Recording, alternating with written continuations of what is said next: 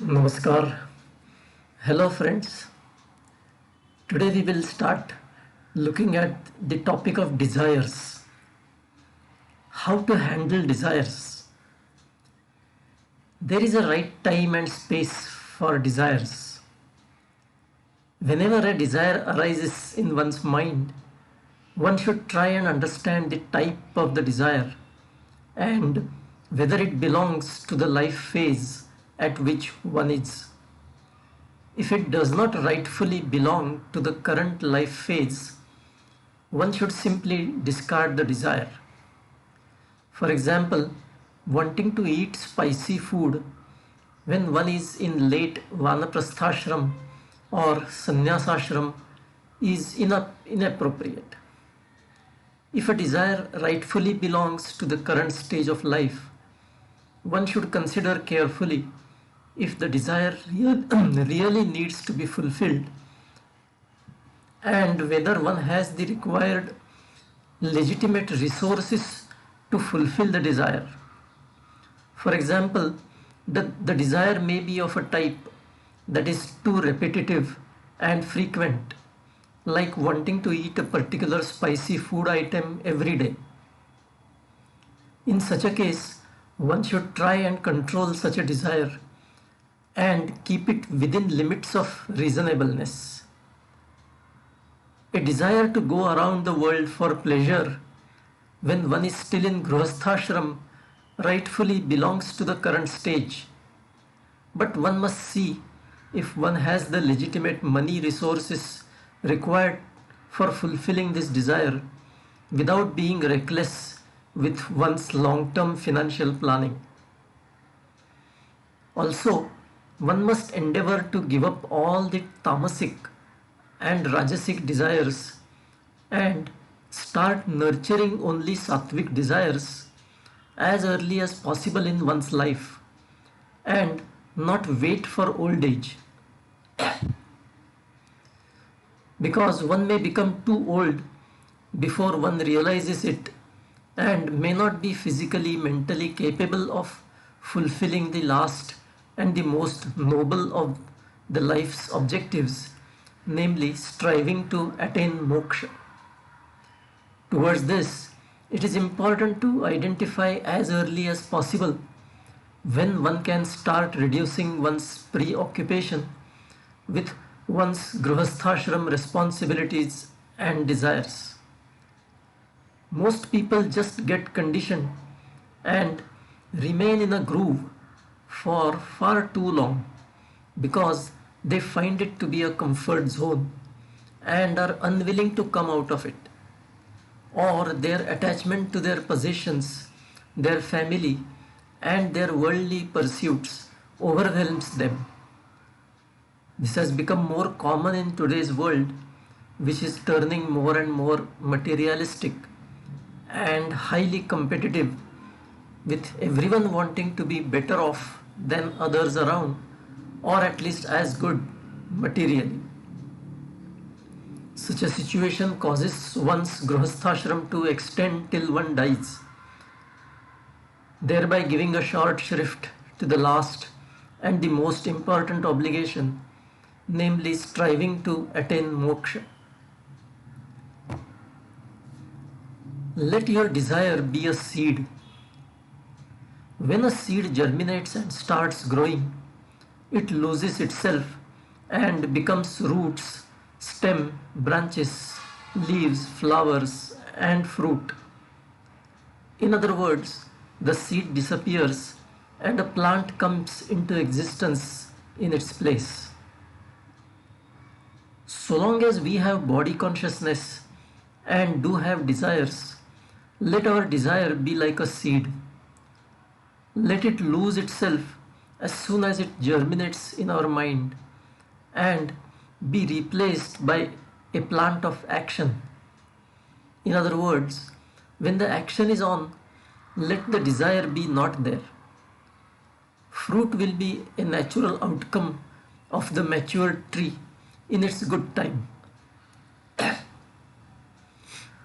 Whether fruit will be sweet, sour, bitter, juicy, juiceless, will be decided by the kind of seed that was sown, how it was nurtured, whether the weather and other circumstances were conducive, and if so, to what extent, etc. If we keep our desire burning, our sight remains fixed on the fruit, and that affects our ability to put in our best action at a given point in time. It is like looking too much ahead and stumbling in a ditch underfoot. Instead, we should let the desire simply lead to formulation of a direction and a broad framework of action. Then the actual details of action from time to time should be decided on the basis of the situation on hand, while sticking to the primary direction and the broad framework already laid down. However, the ultimate spiritual goal should be to get rid of our desires. A gardener sows seeds and plants saplings with an eye on eventually seeing a beautiful garden. He accordingly has to indulge in the karma of caring for and nurturing the garden in the expectation of the fruit or flowers of his effort in the form of the garden. This karma is called as kamya karma in Srimad Bhagavad Gita, chapter 18, verse 2, meaning an action performed with a desire for fruit. These kamya karmas are to be discarded by a serious spiritual seeker. On the other hand, a natural forest is not sown or planted by any human gardener. Instead, it comes into existence and grows naturally. As a spiritual seeker, we should let our life be like a natural forest which grows by the wish of the Creator, which is useful not to the forest itself but to others and serves a divine purpose. The karma of just letting the natural forest grow is called vihita karma or nitya naimittik karma, meaning actions that are performed merely as a duty without any desire for a particular outcome. The nitya naimittik karmas should never be forsaken, but their fruit is to be forsaken.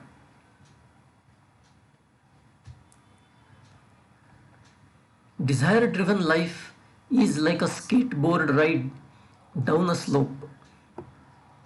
Imagine ourselves to be riding a skateboard and hurtling down a steeply sloping road.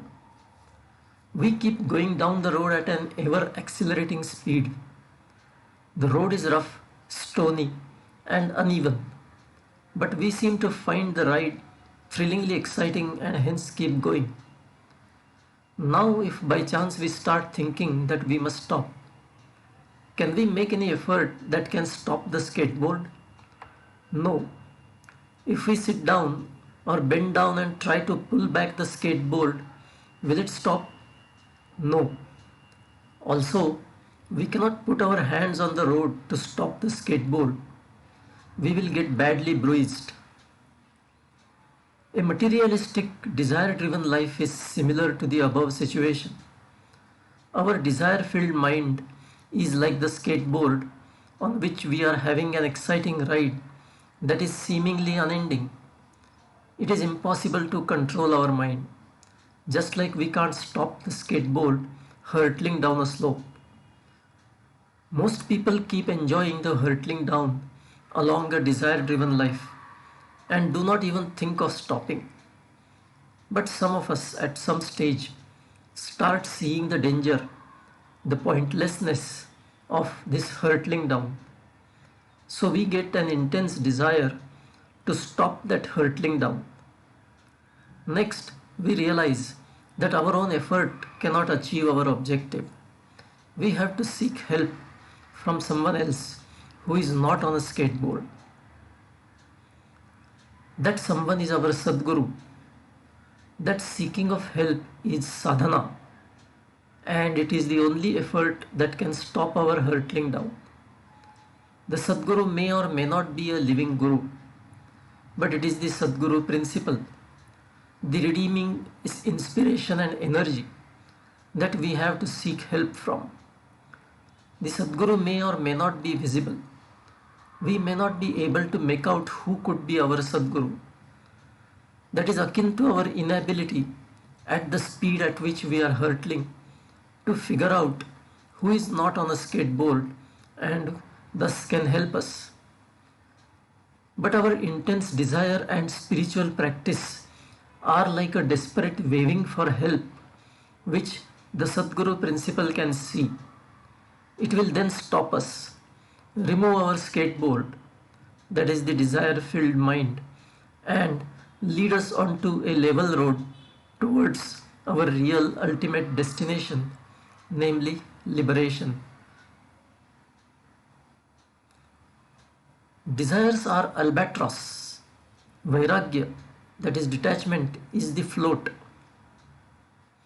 Samsara, that is worldly life, is a river.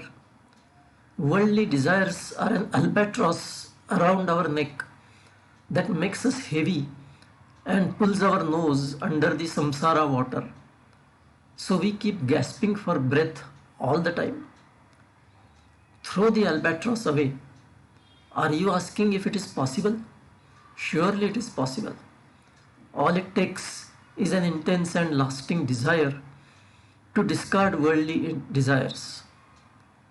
Then tie the float of vairaagya around your waist and simply float on the samsara waters without any fear of drowning or gasping for breath. Remove friction between reality and desires through spirituality. Consider two pieces of iron with very rough surfaces. If they are rubbed together, it produces a considerable friction, causing heat and sound. If one of the pieces is polished to a very smooth finish, the friction will be reduced somewhat, and the heat and sound on rubbing the two pieces will be a little less. If both the pieces are polished to a very smooth finish, rubbing them together will cause much less friction and hence much less heat and sound. If we put some lubricant between these two smoothly polished pieces, the friction and hence heat and sound will be even less, almost absent. If, however, there is only one piece, there is no friction and hence no heat or sound at all. Map the above cases to the spiritual realm.